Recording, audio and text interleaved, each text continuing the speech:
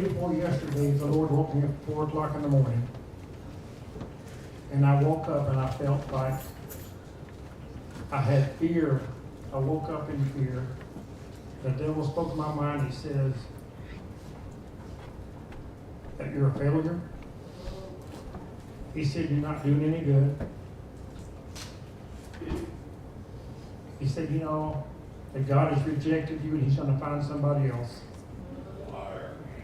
And I'm sitting on the edge of the bed, and I thought, I'm going to go pray. Then the thought came, why pray?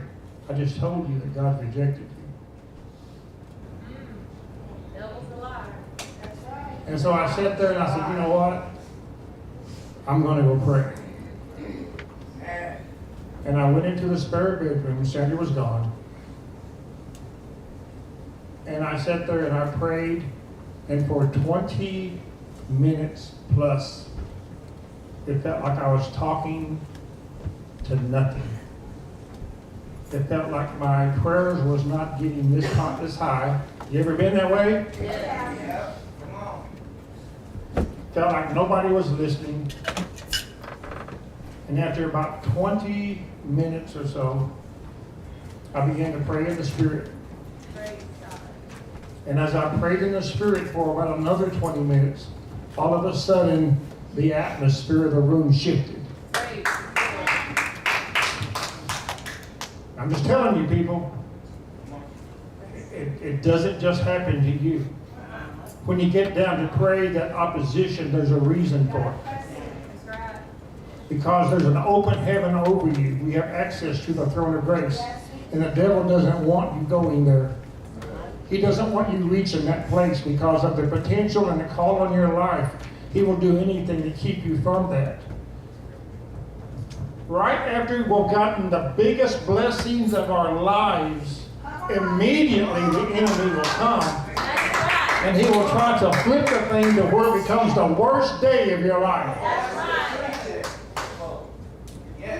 Has anybody ever had that happen? Yeah. One of the best days of your life. You know, and I shouldn't do it, but when we have the greatest services on Sunday, when my eyes popping open on Monday, I'm like, here we go. Because it's coming. The devil cannot make you do anything, but he can suggest. He'll put thoughts in your mind. He'll make suggestions to you. And if you listen to the suggestions, before long, your emotions get fired up.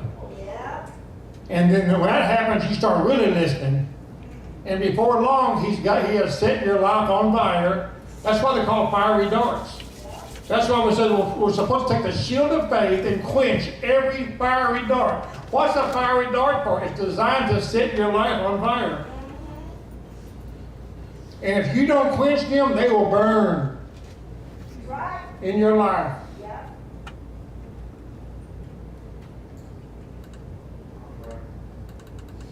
That's not even my message. But we're supposed to hear that this morning.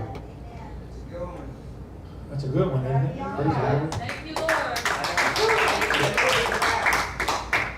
Turn to John chapter 20. I want you to see something. I'm not going to preach very long. That's the plan. But I want you to understand something today. Reality and the way you've been taught in church. The reality of the way it really is and the way you've been taught in church by religious preachers are two different things. Because I'm going to tell you, listen to me, here's what religion does. Religion tells you that without me, you can't do anything. Religion will tell you that without a certain preacher or a certain church house or a certain denomination or whatever, that if you're not with us, you ain't got a chance. That's right. They will tell you that this is a process. If you start down here and you get here and you get there, then you learn this and you get this and get that and learn this and that. And eventually, maybe you'll achieve what you're supposed to be. That's religion. Yeah. You don't believe me? Ask people in that, they've been there for 50 years, ask them if they got there yet. They'll always say no. Right. Why? Am I right? That's right. And you ask somebody in it, they say, oh no, you just got to keep on coming to us. Because we got it, we got what you need, and it's a process. And without us, don't get disconnected from us. But if you do, hello?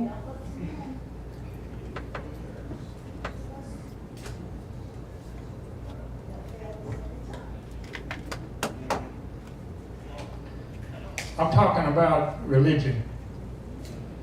But then again, then there's Christianity. Yeah.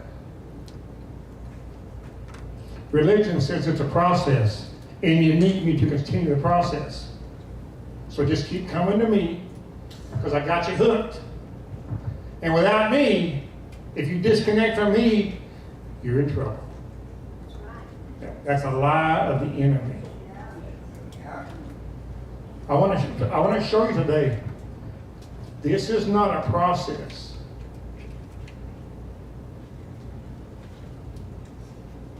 See, you think that by coming to church and hearing enough preaching and praying enough and fasting enough and doing whatever, you will eventually evolve into what God has called you to be. That's not Christianity. My Bible tells me that right now we're complete in Him. I said, if you're a believer, we're complete in Him right now. I want to show you something. Watch this, okay? Everybody say this with me. Say, believing is the receiving. I'm going to say it again. Say, believing is the receiving.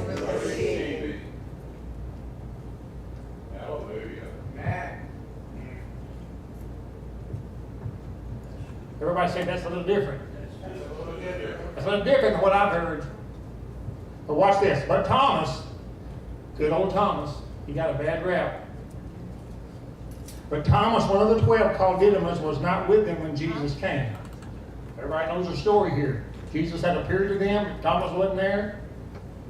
The other disciples therefore said unto him, we have seen the Lord. But he said unto them, except I shall see in his hands the print of the nails, and put my finger into the print of the nails, and thrust my hand into his side, I will not believe. Don't that sound? Everybody say this. Unbelieving believers. There's a lot of them in the church. There's a lot of unbelieving believers. They profess all the main points, but where the rubber meets the road. And if you ask them, is that true? Absolutely. Is it true in your life? Well, the reason why, no. Is it true? Yes. Is it true for everyone? Yes. Is it true for you? No.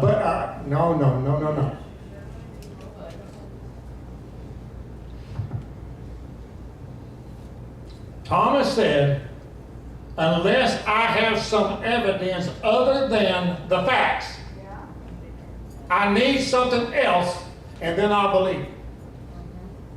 Isn't that what the church is chasing after? Isn't that what believers are being told? Chase something else. You just need to know